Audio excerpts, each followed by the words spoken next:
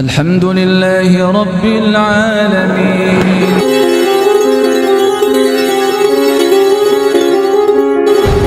Jadi parameternya gitu, semakin bagus kualitas Islam seseorang, maka dia akan semakin banyak meninggalkan hal yang tidak bermanfaat.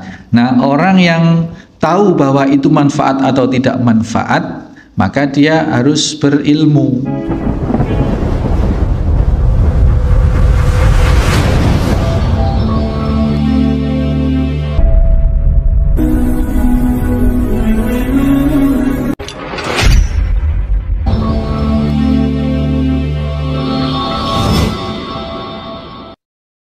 Bismillahirrahmanirrahim.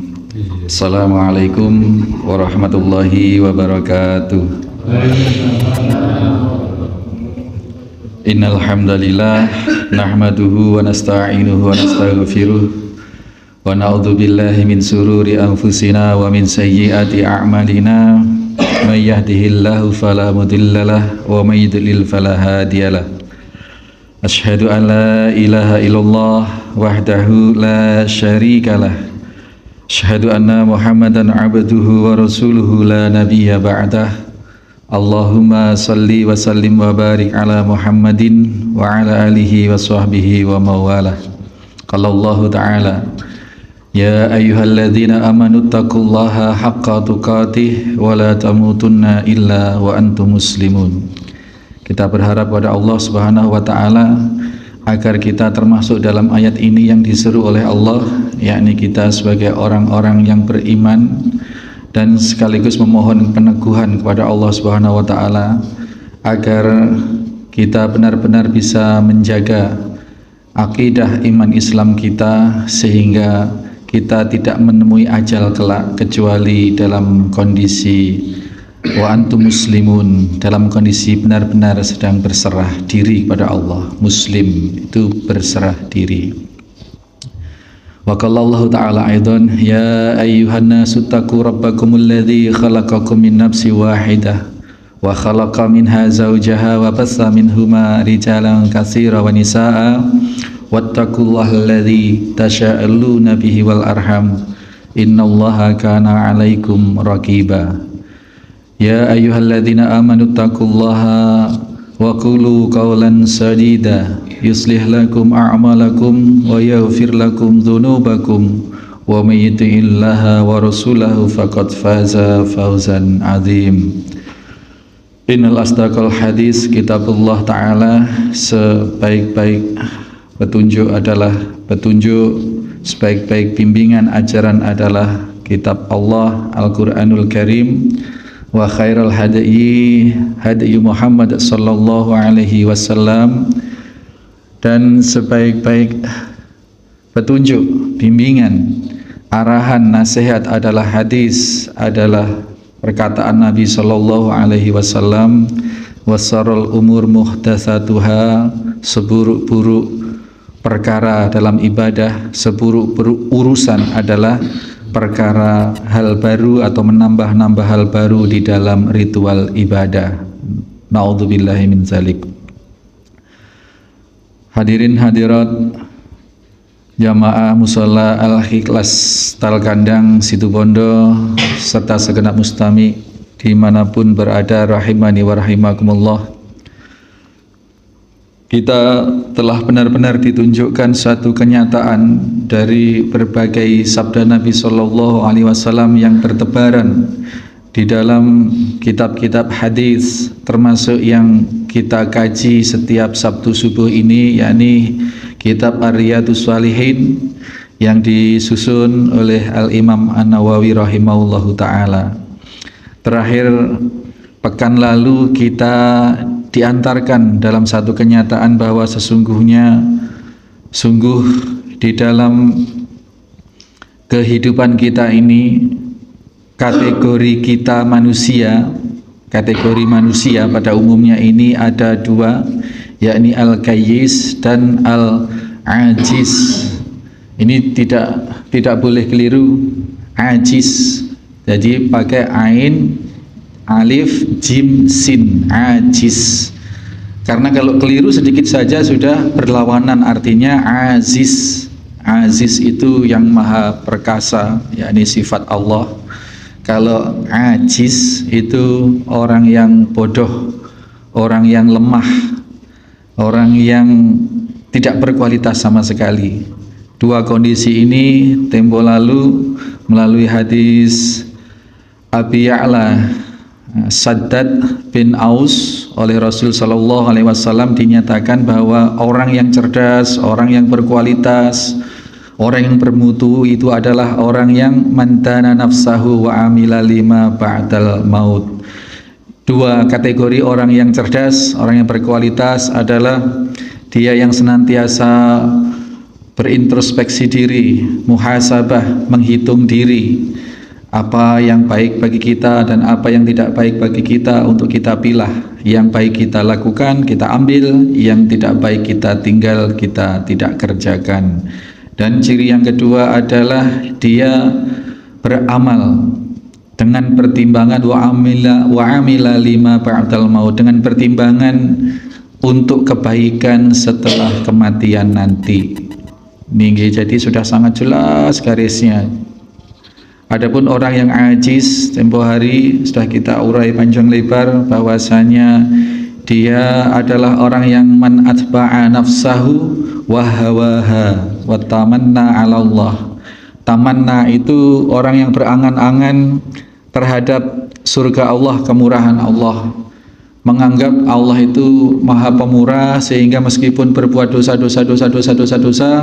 enteng saja, toh Allah sudah menjamin barang siapa yang di akhir hayatnya bahkan ada yang mengatakan barang siapa yang pernah membaca la ilaha illallah dakhalal jannah.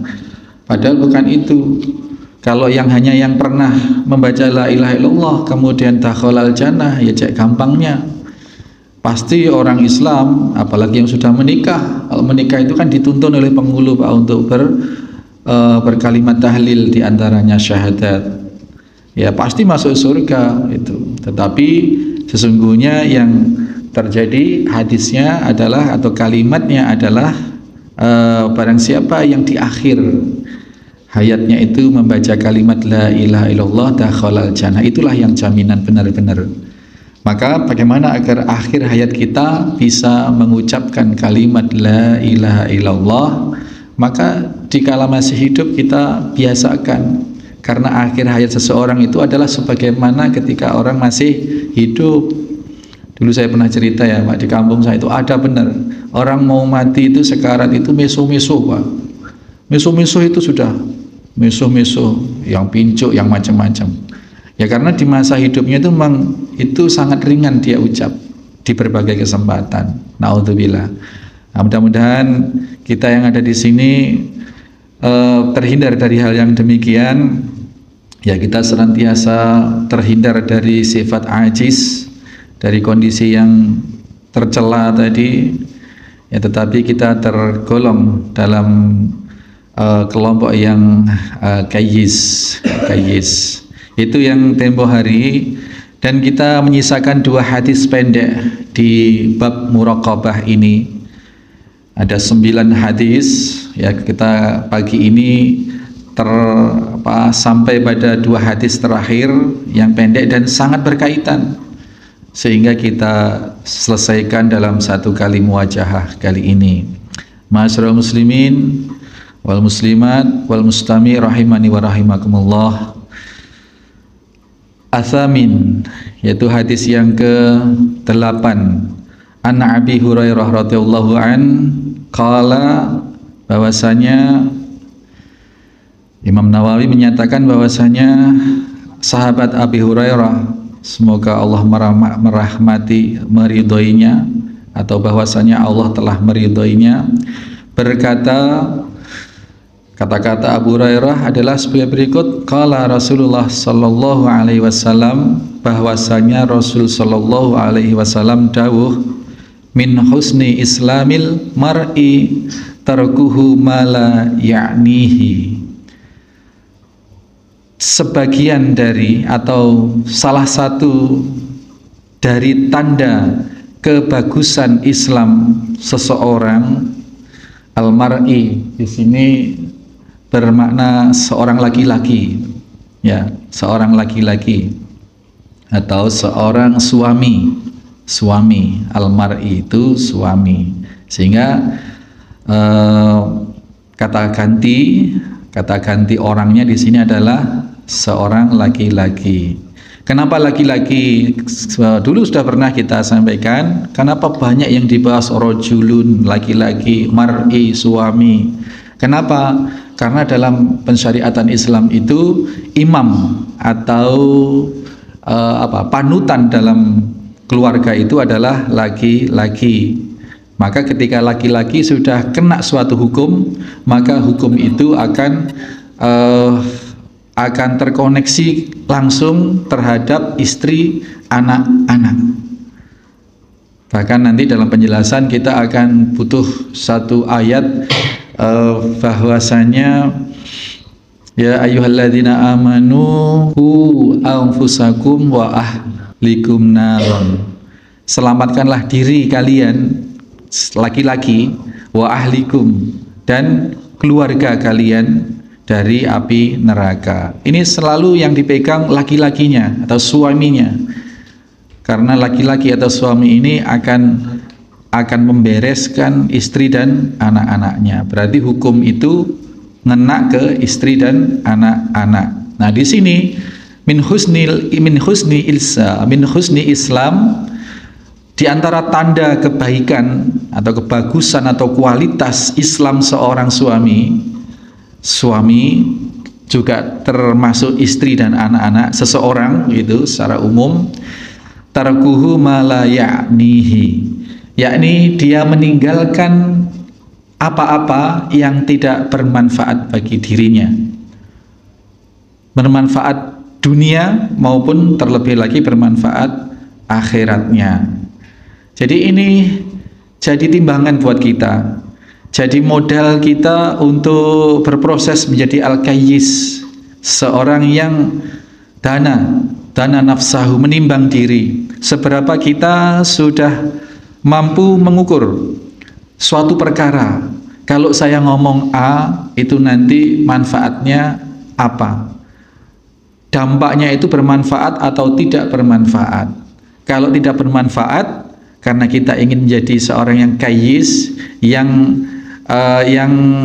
husni Islam tadi itu, yang memiliki kualitas keislaman yang baik tadi itu, maka yang tidak bermanfaat kita tinggal. Kita nonton sesuatu yang sekiranya tidak manfaat, kita tinggal. Kita mendengar sesuatu bunyi-bunyian yang tidak bermanfaat, kita tinggal. Semakin bagus, jadi parameternya gitu, semakin bagus kualitas Islam seseorang, maka dia akan semakin banyak meninggalkan hal yang tidak bermanfaat. Itu. Nah, orang yang tahu bahwa itu manfaat atau tidak manfaat, maka dia harus berilmu. Oh, kalau nonton TV misalkan, nonton TV yang isinya itu adalah gosip, mengurai tentang rumah tangga si A, si B, si C, ya urusannya hanya itu, domestik, tidak ada kaitannya dengan kesejahteraan umat, kesejahteraan bangsa.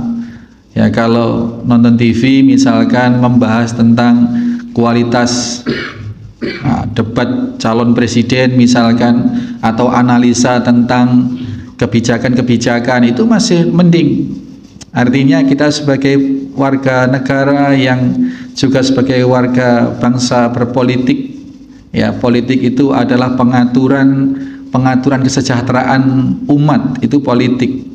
Dalam Islam disebut siyasah, itu politik, dan kita semua setidaknya tidak buta politik agar kita tidak dijadikan alat politik bagi orang-orang yang berniat tidak baik. Kita orang terbawah ini terdampak politik. Jadi jangan sampai salah kata, kalau ada persepsi bahwa siapapun yang jadi pemimpin nanti kita tidak ngaruh, Pak. Ngaruh. Orang-orang yang berpihak pada para pedagang, para cukong, maka undang-undang yang dikeluarkan adalah undang-undang yang menguntungkan para pedagang, para cukong, sehingga masyarakat terbawah itu kesulitan mendapat pupuk yang murah, yang melimpah, terdampak. terdampak. Kebijakan tentang pupuk terdampak, kebijakan tentang cabai di pasar itu atas keputusan politik penguasa. Jadi di situ urut-urutannya kenapa memilih pemimpin itu penting untuk benar-benar diteliti, benar-benar dilihat apa yang sudah pernah dilakukan ketika dia menjabat. Ini karena yaitu tadi, karena berdampak langsung kepada kita yang terbawah sekalipun. Ini jadi BPJS misalkan, layanan kesehatan yang murah, yang mudah, aksesnya mudah, ini sepenuhnya merupakan hasil kebijakan politik penguasa. Jadi jangan dianggap tidak berdampak, sangat berdampak.